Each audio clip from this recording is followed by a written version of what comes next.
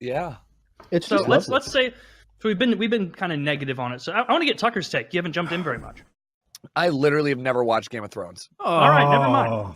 So you understand why? I mean, it's not that. Here's the thing. I think that one of the things that comes with territory of streaming is I get everything spoiled for me hundreds of times. Like somehow miraculously, Avengers Endgame did not get spoiled for me. I did see it the day it came out, but then subsequently there was no way to stop spoilers coming out every single day after that. Like there's only so much you can do with a chat filter. So so with Game of Thrones, I was having it spoiled pretty regularly before I was even interested in starting it. It was like season 2, and like Red Wedding came around and all this shit, and I was like, well, I'm just gonna wait at this point until the series is done, or at least close to being done, and then I'll just marathon the whole thing. So like I like the idea of having it all ready and not having to do the slow waiting game.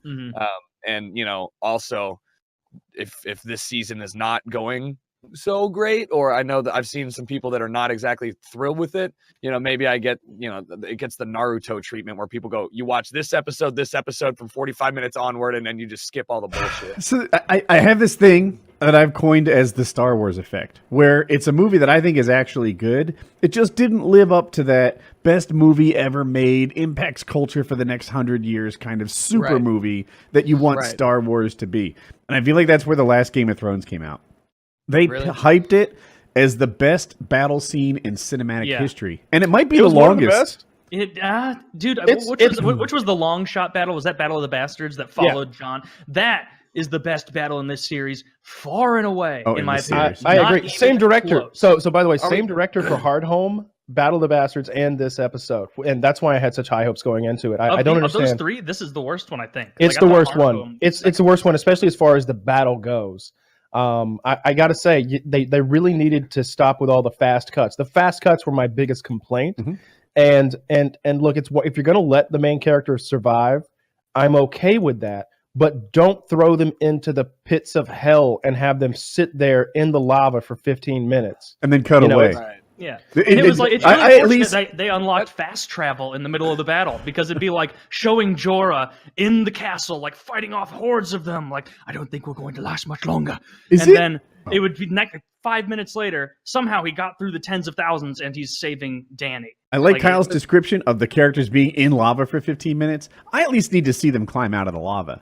I can't just be like, hey, last time I saw you, you were drowning in lava, and now you're in a library or something. Like, it's all they had to do to make it feel better was be like, look, guys, there's a reason these are our favorite characters. These are the most elite fighters in the world, so make them look like that. I need a scene where Brienne is...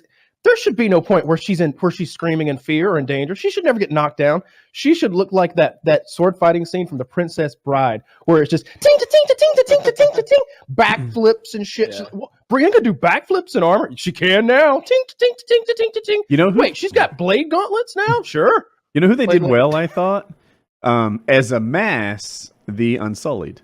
The Unsullied did what I expected of them, which is to say they weren't indomitable, perfect warriors, but their courage didn't really break. They maybe showed fear, but they stayed their ground. They died. New people replaced them. They were effective, but not organized. Dumbly effective. They were organized. Thank you. They were what the Unsullied was supposed to be. The Dothraki, we've been counting them as a major piece on this chessboard for 8 years now, and they died in an open field in 15 seconds. As somebody who has played a lot of Total War, that battle pissed me off, because you never send in a giant charge into the dark of light cavalry and then just leave them in there. It's like, you don't do that. Those guys are supposed to go into the edges, picking things off. Why are your siege weapons only behind your cavalry, which then runs away? You get one shot with your trebuchet. Why would you have those siege weapons? Those are for anti-buildings, not anti-infantry. I was watching CNN today, and he was like, here are a couple indefensible points. And he mentioned like a Trump thing, a Democrat thing, and that Jon Snow is terrible at battle planning. And I'm like, that's funny. Now that is real news. Does it not annoy you guys, at least a little bit, as like fans of the franchise, that personally, like Deus Ex Machina stuff, where it's like, this sudden act of God, even the battlefields, that's fine when you're like open and upfront about it, like I can accept it, but it is not annoy you that like this was built up to be something like you said, like a major enemy force for years and years and years, and then all of a sudden it's like, well, that was you don't even get like a footer in the Wikipedia page. You were on screen for 10 minutes or 10 seconds. I didn't like how like the Deus Ex Machina or whatever, where somebody comes out at the last second to save you. That's what was so like enthralling about early Game of Thrones, is that is not a thing. When you're watching season 1 and Ned gets his head cut off, up until the point that he gets his head cut off, you're like, what's gonna happen? The king's gonna call it off. Something's gonna happen. Actually, storm in and do it. Actually, stop. You've learned your lesson, Lord. Stop. Like you think that's gonna happen, and then when that doesn't happen, over and over and over and over in the first 4 seasons, 5 seasons, whatever. When Oberyn gets his head it's smushed. established that as like a reality. Like this is a world where you're not gonna get saved. Honor and an inflexible moral code wasn't good for living. It killed Ned. I don't want to say it killed Rob. Rob got killed because he didn't marry that girl. A flexible moral code got Rob killed. You're right, but actually, I want to say no. Go ahead. What got Rob killed was, so if Rob had a more flexible moral code, he wouldn't have chopped off that Umber guy's head when he killed the Lannister boys, and the loss of them weakened his battle situation. Thus, that he kind of had to seek help with the Freys, and he was much less defended when the Red Wedding came along. So if he had just been like, oh, so you killed, they were just boys, and the Umber guy would be like, yeah, they were real easy to kill, and he'd be like, all right then, I guess they were Lannisters. Lunch? They would have killed us. So but instead he was like, by the way, the actor who plays one of those boys, those Lannister boys, is the same actor who plays Tommen. They killed him twice in the show. Interesting. What shit luck. In the book, they needed the phrase because of a bridge, if I recall. But yeah. Get across. But so anyway, I liked that a lot of our characters, even you liked, were not necessarily good guys. Theon comes to mind, Jaime comes to mind. And the people who were super good got killed. Tyrion comes to mind. I'm saying it right, I think. And just Dany. Dany was rough to like sometimes. She crucified lots of owners and they stuff. They needed it. Well, but then she would just abandon the cities, and it is pretty funny that it's like 10 minutes into this battle, all the people that Dany had brought back with her were dead, and all those cities she had wrought havoc on just still burning in Essos, and so that was interesting to see. She's doing the best she can, all right? She's like, is she even? She's like 12, okay? I mean... She's got to be 14 by now. I expect more. I really like that Theon's character story has been amazing. One of the best. Yes. If this were a smaller show and it was just the tale of Theon and everything else was in the background, you'd be like, have you watched the tale of Theon? Okay. It is legit. Dude, I hated him for 3 seasons, and he's the main star of the show. It's all about him. And then for a whole season, he was just getting chopped up and cut on, and then he became a hero again. And then he was a coward again. And then he became the greatest hero who probably saved the whole world by the end, by delaying the Night King by just that little bit longer so that Arya can jump out with that fucking Valyrian dagger. Same dagger, of course, that was sent to kill Bran earlier in season 1. Who's the one-eyed guy? Who's the new Hodor? Hodor. The one-eyed guy. You guys know what I'm talking about? You just don't know his name either, right? He got resurrected many times. Oh, Beric Dondarrion. Yeah. And he I don't know why he did it this way, but he just put his arms across the door and held back all the whites like Hodor and let himself die. And it kind of fulfilled the prophecy. The Lord of Light brought him back all these times to do something great, and that turned out to be the great thing.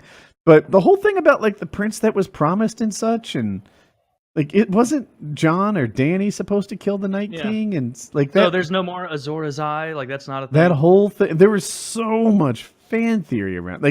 Fan theories are just falling left and right. I particularly, I got a lot wrong. I was very excited about Bran being Bran the Builder and going back in time, and Bran being the Night King. I know. Well, you were right, but I was excited about that kind of depth and trickery, and just all the fan theories died. What if next episode begins and John wakes up from a fever dream, and it was the whole last episode. Well, my goodness, we won, but that went pretty. And no. They're like, Lord Snow, the army of the dead is here, and he's like, what the fuck? Yes, It you're just having turns a into terrible Groundhog night. Day. He just wakes up and relives the whole thing. I've changed my mind. Light the trench right away. Dude, and you know what? Why did we put the trebuchets in the front? It's just dumb. Put the trebuchets in the castle. That way they'll last much, much longer. You know, one of the funniest parts of it is like in the beginning of the episode. First of all, Melisandre just rides from where the army of the dead was somehow and just shows up. And like they have all the Dothraki there with their regular ass steel weapons getting ready to charge them in. And it's not until she shows up and is like, oogity boogity, and lights up their swords that then they have an actual chance to kill some. And it's like, wow, you were just going to charge them in knowing that they can't do anything? Like, that was the plan initially until the You Red can't Woman beat the showed up? Dothraki in an open field. Apparently, you can butt fuck them in 5 seconds in an open field.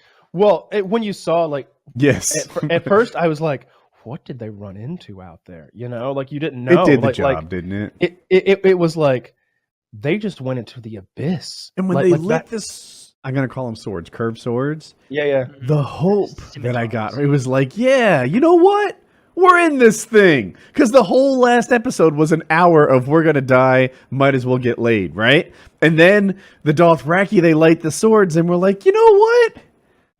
It could happen. It could happen. Here's a little hope. And then I had a lot of hope. A minute I was later, like, the hope is gone. I was like, all right, you got me. you couldn't really see what they had ridden into. Yeah. And it reminded me of that anime that we watched a while back where, like, I don't remember exactly what the deal is, but it's basically the one where modern Japanese military is fighting like feudal Japanese military. I wanna watch that's that. funny. Wait, what was that called? And I don't know. And the feudal troops can't wrap their heads around why they keep losing. They're like, I don't know. We charged in, you know, on our horses and everything, big spears. We had the big ones, and everybody died. 50,000 of us. And he's like, oh, this cannot be. Lead another charge. And they go again, and you look at the enemy, and the modern Japanese military is over there with like heavy Helicopters machine with guns. miniguns. Yeah, they've got. It's like the end of the Last Samurai, like magnified by 10. by a Isn't that what million. is like happening where like the feudal people are like, quieter, we must be very sneaky, and then it shows the modern Japanese guys with night vision just like, got- yeah, there's about 900 of them. Can't be sneaky, it looks like. around in the tree. How far away are they? Half a mile? Okay, just get it over with. I got Look at it. Look at it, Dave. They're crouch walking. We must be very quiet. I want to watch that one. I haven't watched it yet, but it Yeah. has my attention. But look, I know I know there are a lot of people who hate it. I've seen the YouTube videos where everybody's like, this ruined the series, et cetera, et cetera. Mhm. It wasn't everything that I'd hoped for, but I'm gonna still rank it 4 out of 5. Enormous pepperoni nipples. Oh, Jesus Oh, Christ. everybody has to take a shot. Oh, no. Nipple size. 4 out of 5. Enormous pepperoni nipples. Wait, hold on. You didn't go over the rules for shots, and I'm just. You're not allowed to know the rules because otherwise you might avoid them. But for people that don't know, Isn't that the point? Taylor made a list of things that we do characteristically. And if you do them, we all drink. And one of them is pepperoni nips. Yeah. Well, it was nipple size, but I'm counting that. Wow, because- that's actually shocking. The fact that like, Well, I'm a great, bad good. person. What? No, honestly, great, wonderful, good, Not, great. it was only Right. 14 minutes ago. That's Yeah, you know, I'm not. I don't think it was a 4 out of 5 by any means. I'd give it like a 5 out of 10. I don't think that it was very good. I was really hoping a lot more main characters would die because that's kind of the basis of the show. Like, really, it was just the number of main characters that didn't die, and it didn't. It wasn't. I'm gonna be honest, satisfying. Taylor. Like, I'm gonna be honest, Taylor. When I reached in the bag, I came out with 4. And you know how pepperoni peels? yeah. 4 came out, and it How fit good really was well. this episode? Well, let me pull out my fucking. how many roadies you got on the slab right There's there? only one way to tell. You actually do have a container of pepperoni. Or Yeah. Well, this is yeah. Wait, is Alright. that real pepperoni you have on that sheet? Of As course, it's opposed to real what? pepperoni. You thought I drew pepperoni on a sheet of paper? Yeah, I mean, it looks like a red circle from where I'm sitting. No, it looks No, like I'm fucking eating it as I go. I have been the whole show. Okay, well, tell me when it's going to be 3 out of 5, and then we'll be closer. eat one off of it. All right, now we're closer to the same rating. I'm You're gonna at a be, 6 out of 10. I'm at Yeah, it's funny. I was going to give it 6 out of 10. Look And at the I grease. try not to be, we'll drink in a second, I swear. I try not to be that guy that like crosses his arms and says, I wasn't impressed. Because if you do that, then you don't enjoy stuff. Everyone can do that. But that's kind of where I find myself. And also, I watch it on a Mac, like a laptop, a 2016 MacBook Pro. And to me, I thought that would be a really good monitor. Like it's a high quality display, but it turned out not to be good. You know, the TV, buddy. You don't want also the surround hard sound? like it's hard to normalize like lighting and shit when everybody's using different panels, different types of screens and stuff. So. Yeah. I It's really honestly like the fact that I don't remember if it was Kyle or Woody that said it, that it was pumped up as like, this is going to be the best battle of all time. That set my expectations super high. If I had gone into it thinking, and they're like, yep, going to be a big battle, it wouldn't have been as disappointing. But I was like in my head comparing it to Battle of the Bastards, which go back and watch Battle of the Bastards if you don't remember how great that battle was. So where are we so far? Kyle and Tucker just took a shot.